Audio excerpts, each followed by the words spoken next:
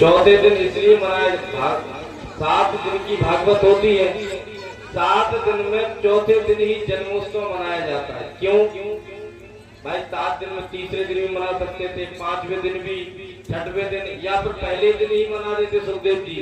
पहले दिन कृष्ण जन्म से शुरू करते और कथा तो ऐसी होनी चाहिए थी, लेकिन ऐसा नहीं किया सुखदेव जी ने। चौथे दिन ही सुखदेव जी जन्मोत्सव मनाते। कथा की जो विधि उन्होंने बनाई। क्यों?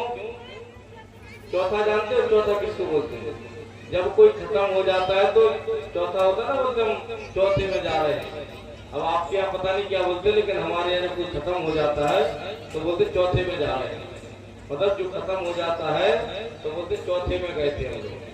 तो इसीलिए कहते हैं कि हमारे घर में कभी चौथा ना हो, आनंद ही आनंद हो। क्योंकि भगवान कौन है? आनंद कंद भगवान है। हमारे घर में विपत्ति ना हो, खुशी ही खुशी हो। इसीलिए भगवान चौथे दिन अवतार लेके आते हैं। जहाँ पे कहते हैं ना, जहाँ पे दुख बाधाएं होती वहीं तो भगवान आते बचाने।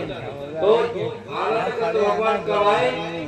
चौथे दिन। चौथे मतलब काम करो, उनसे बोलो रूम में चले जाए, कूलर चला के बैठ जाए। इसीलिए भगवान चौथे दिन अवतार होते हैं। बोलो बंसी वाले की जय हो। हमारा उग्रसेन महाराज है मथुरा के राजा। उग्रसेन महाराज मथुरा के राजा है। मथुरा के राजा उग्रसेन जी हैं, उनका बेटा है कंस। तो कंस जब बड़ा हो गया तो एक दिन पिताजी से बोला, पिताजी मुझे आपकी गद्दी दो, मैं राजपाट चलाऊंगा। पिताजी ने कहा कि देखो कंस, पहले तुम राजनीति, कूटनीति, चाणक्य नीति सब सीख लो, उसके बाद गद्दी पे बैठो तो ज्यादा अच्छा है। अभी तुम्हारी आयु ग्रहण करने की है, ज्ञान अर्जित करने की है। लेकिन कंस नहीं माना। कंस ने अपने पिता को उठाया, जेल में डाल दिया, खुद बैठ गया सिंहासन पे, राजपाट करने लगा। अब महाराज जब राजपाट करने लगा कंस, राजपाट करते हुए काफी समय हो गया, लेकिन जो मथुरा की प्रजा थी वो कंस से परेशान थी।